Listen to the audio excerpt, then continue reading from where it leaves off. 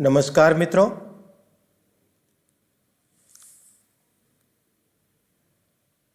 आई Devang Prajapati from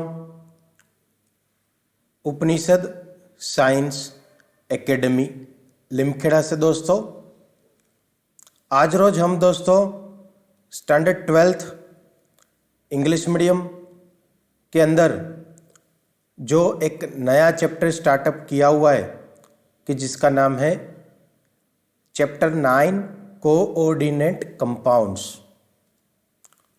उसका video number 3 देखने जा रहे हैं दोस्तों। कि जिसके अंदर ये वीडियो नंबर 3 में हम क्या देखने वाले हैं, सबसे पहले आपको मैं वो बता दूंगा। वीडियो नंबर 3 में हम नॉमेनक्लेचर के बारे में डिस्कशन करने वाले हैं दोस्तों। कोऑर्डिनेट कंपाउंड जो होता है उनका नॉमेनक्लेचर कैसे करते हैं उसके बारे में प्रिसाइजली आज का हमारा ये वीडियो नंबर 3 रहने वाला है। जो बच्चे चैनल में नए हो उनको मैं बताना चाहूँगा कि अभी तक बच्चों ये चैप्टर के अंदर हमने video number 1 and video number 2 already finish कर चुके हैं और ये वीडियो नंबर 3 है। तो जो बच्चों ने पुराने वीडियोस नहीं देखे हैं वो बच्चे पुराने वीडियोस देख के आए ताकि आपको ये वीडियो नंबर 3 में भी समझ में आए। तो फिर से दोस्तों आज के ये वीडियो में यानी कि वीडियो नंबर 3 में हमारा पूरा टॉपिक जो है वो है नॉमेनक्लेचर के बारे में। Okay, so nomenclature of coordinate compound के बारे में आज रोज हम अभी डिस्कस करने वाले हैं।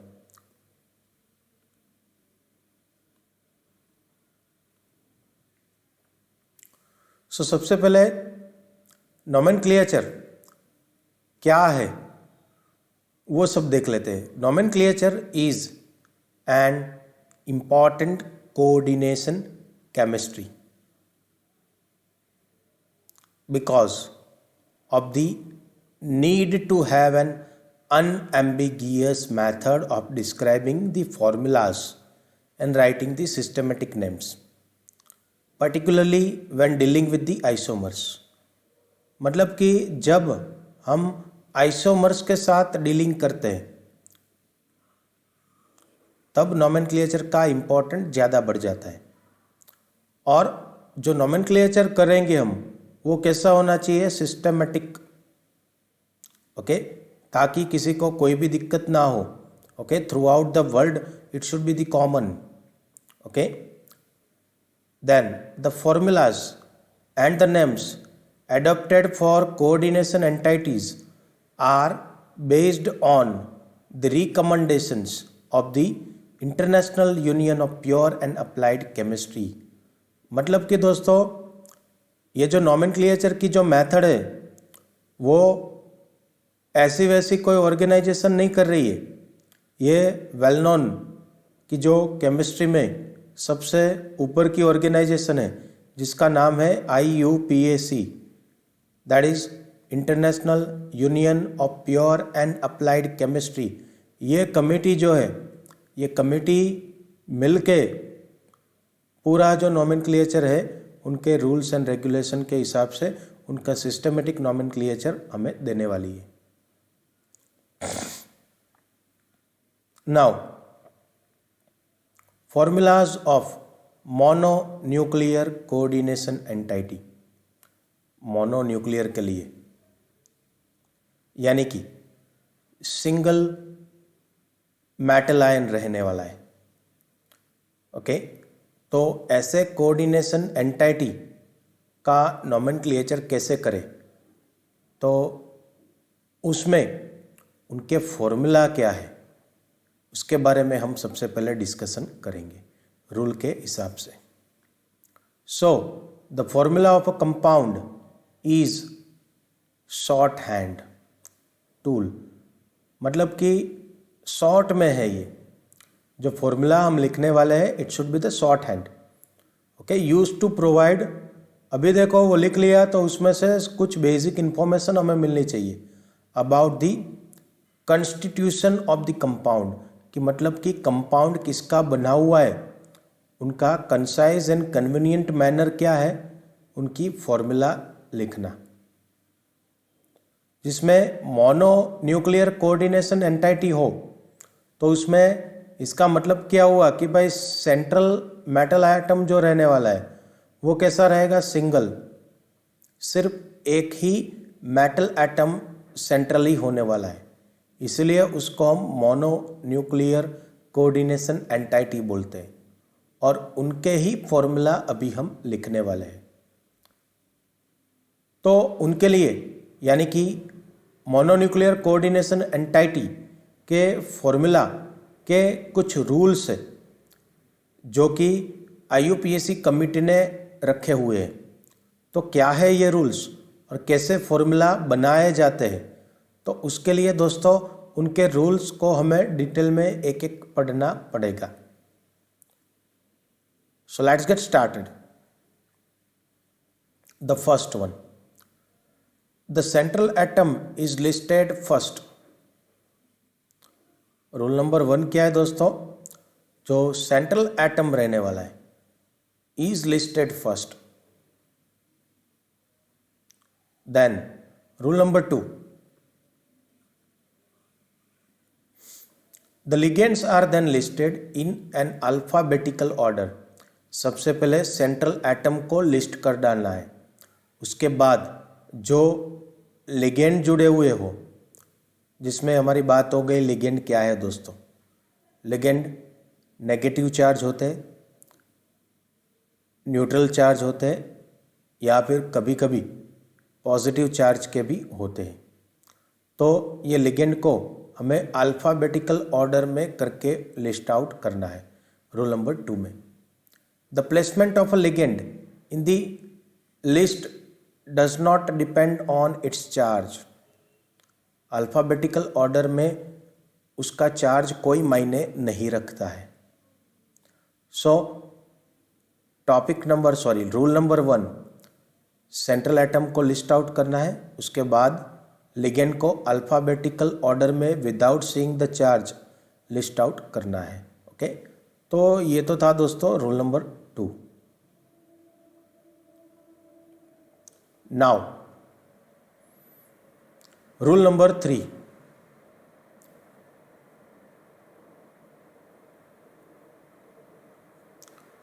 पॉलीडेंटेड लिगेंड हो अगर आपके पास are also listed alphabetically, polydentated हो तो भी उसको अल्फ़ाबेटिकल ऑर्डर के साथ ही हमें लिस्ट आउट करना है। In case of abbreviated ligand, कुछ शॉर्टकट हो, the first letter of the abbreviation is used to determine the position of the ligand in the alphabetical order. Abbreviated ligand में भी first letter जो रहेगा, okay, वो ही abbreviation used to determine the position of the ligand in the alphabetical order. तो ये था दोस्तों rule number 3। Rule number 4, the formula for the entire coordination entity, पूरे कोऑर्डिनेशन एंटाइटी का जो फॉर्मूला रहेगा, वेदर चार्ज और नॉट, कि वो चार्ज वाला है कि नहीं है, इज एंक्लोज्ड इन स्क्वायर ब्रैकेट्स, उसको हमें स्क्वायर ब्रैकेट में लिखना हुआ है, जो देखो ऐसे स्क्वायर ब्रैकेट के अंदर हम लिखेंगे। Okay, when the ligands are polyatomic, their formulas are enclosed in parenthesis। polyatomic ligands हो तो उनके formula enclosed in the parenthesis। ligand abbreviations are also enclosed in parenthesis। ligand के एब्रीवेशन भी parenthesis में ही हमें enclosed करने हैं। Rule number 5,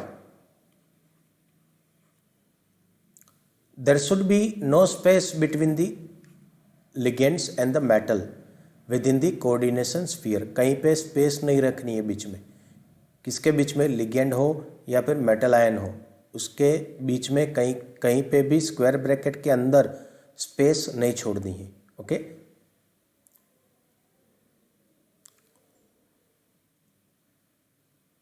now when the formula of charge coordination entity is to be written without that of the counter ion, the charge is indicated outside the square brackets at as a right superscript with in the number before the sign. For example जैसे कि CO, ये हमारा metal atom हो गया, ये हमारा ligand CN bracket के अंदर 6 time square bracket over 3 minus. दूसरा एग्जाम्पल देखते हैं, chromium is the metal atom, H2O that is aqua 6 बार है वो ब्रैकेट के बाहर और स्क्वायर ब्रैकेट के बाहर 3+। ओके, तो इसको हमें ऐसे रिप्रेजेंट करना है। Then after that the charge of the cation is balanced by charge of the anion। Cation का जितना भी चार्ज हो उतना ही एनायन का चार्ज रहने वाला है। ओके, तो दोस्तों ये थे रूल्स फॉर्मूला के, मोनो न्यूक्लियर फॉर्मूला के। Now naming the name of mononuclear coordination compound. जो चीज़ दोस्तों हमने फॉर्मूला के बारे में की है उसके जैसे ही रूल के हिसाब से अभी हमारे पास उनका नामकरण यानी कि नेमिंग कैसे करना है ऑफ मोनोन्यूक्लियर कोऑर्डिनेशन कंपाउंड, तो अभी हम उसके बारे में चर्चा करने वाले हैं। So first of all the names of the coordination compounds are derived by the following principles of additive nomenclature. Thus, the groups that surround the central atom must be identified in the name. Metal atom के आसपास जो group है उनका name हमें identify करना है। They are listed as a prefixes to the name of the central atom along with the any appropriate multipliers। उनके लिए थोड़े कुछ रूल्स है, 1 by 1 वो रूल्स हम देखेंगे दोस्तों। Okay,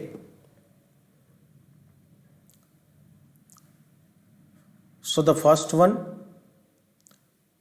the rule number 1, the cation is named first in both positively and negatively charge coordination entity. तो सबसे पहले केटायन का नोमेनक्लेचर हमें करना है, फिर आपका कोऑर्डिनेशन एंटाइटी पॉजिटिव हो या फिर negative. Rule number 2, ligands are named in alphabetical order before the name of the central atom और आयन। मेटल के नेम के पहले आपको लिगेंड का नोमेनक्लेचर करना है और वो भी कैसे ऑर्डर में, अल्फ़ाबेटिकल A to Z जाना है। This procedure is reverse from the writing the formula. Formula से ये उल्टा है। After that names of the anionic ligands and in O, those of the neutral and cationic ligands are the same except for H2O हो तो aqua, amine NH3 में, carbonyl for CO and NO में nitrosyl. फिर से anionic ligands का and हमें करना है O से। न्यूट्रल या केटायनिक लिगेंड्स हो तो उनको सेम लिखना है, जो नेम हो उसके हिसाब से। अगर पानी हो तो एक्वा लगाना है, NH3 हो तो एमाइन लगाना है, एमाइन। देन CO हो तो कार्बोनिल लगाना है, whereas NO हो तो नाइट्रोसिल लगाना है। These are placed within enclosing mark, ऐसे ब्रैकेट के अंदर, when written in the formula of coordination entity। तो दोस्तों फिर से रूल नंबर 1 में cation is name first both positive हो या negative. Rule number 2, ligand are named in alphabetical order before the name of the central atom or ion। Rule number 3, names of the anionic ligands end with O। Anionic के बदले केटायनिक और neutral हो तो same name हमें देना है। कुछ exception है, जैसे कि H2O तो एक्वा, NH3 तो amine, CO, then carbonyl, NO, then nitrosyl. These are placed within the brackets. Okay, so ये थे रूल नंबर 1, 2 एंड 3. आगे बढ़ेंगे दोस्तों.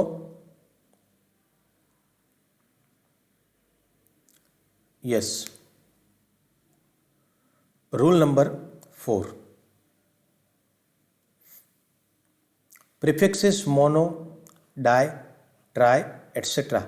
are used to indicate the number of the individual ligands in the coordination entity.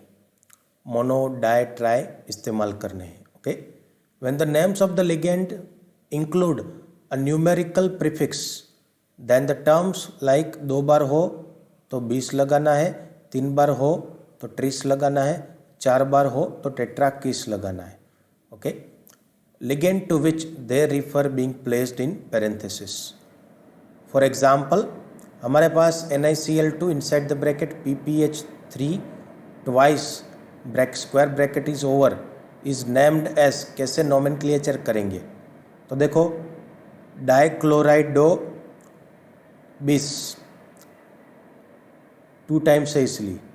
Then triphenyl phosphine निकल inside the bracket Roman number 2. Okay, तो इसका nomenclature हमें ऐसे करना है. वंस अगेन, डाइक्लोराइडोबिस, ये रहा देखो Cl2, डाइक्लोराइडो, देन बिस, ये कितनी बार है? 2 बार है, इसलिए उसको 20 लगाना है. कौन है वो ब्रैकेट के अंदर? तो triphenyl phosphine and then nickel, which is having the oxidation number, coordination number 2. Okay. इसके बाद oxidation state of the metal in cation, anion or neutral coordination entity is indicated by Roman numeral in parenthesis. जैसे कि देखो यहाँ पे दिखाया गया है रोमन नंबर में. Okay. After that, yes, if the complex ion is a cation, the metal is named same as the element. Cation हो तो, for example, CO in a complex cation is called cobalt, and platinum अगर हो तो उसको platinum ही लिखना है. अगर cation हो तो, केटायन की बात खत्म यहाँ पर if the complex ion is an anion हो, the name of the metal ion end with the suffix ATE. जैसे कि कोबाल्ट हो तो उसमें हमें CO in the complex anion, देखो COSCN 4 टाइम्स -2, तो उसको कोबाल्टेट, देखो पीछे हमें क्या लगाना है? ATE. Okay. For the metals the Latin names are used in the complex of anions, तो उसमें हमें फेरेट Fe में. Okay. After that the neutral complex molecule is named similar that of the complex cation.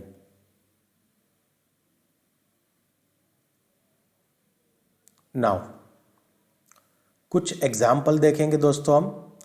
जैसे कि हमारे पास अभी दिया गया है, यहाँ पे हमारे सामने डिस्प्ले पे है, that is inside the bracket, square bracket के अंदर Cr NH3 3 times, H2O 3 times, square bracket is over, and then outside this square bracket you have this Cl3. Okay. तो इसमें सबसे पहले दोस्तों कौन सी चीज़ क्या है वो मैं आपको बता देता हूँ. यह है आपका मेटल एटम, ठीक है. यह है आपका लिगेंड एमाइन, यह है आपका लिगेंड एक्वा, एंड यह है क्लोरीन. ओके, जिसको हम क्या बोलते हैं? Counter ion.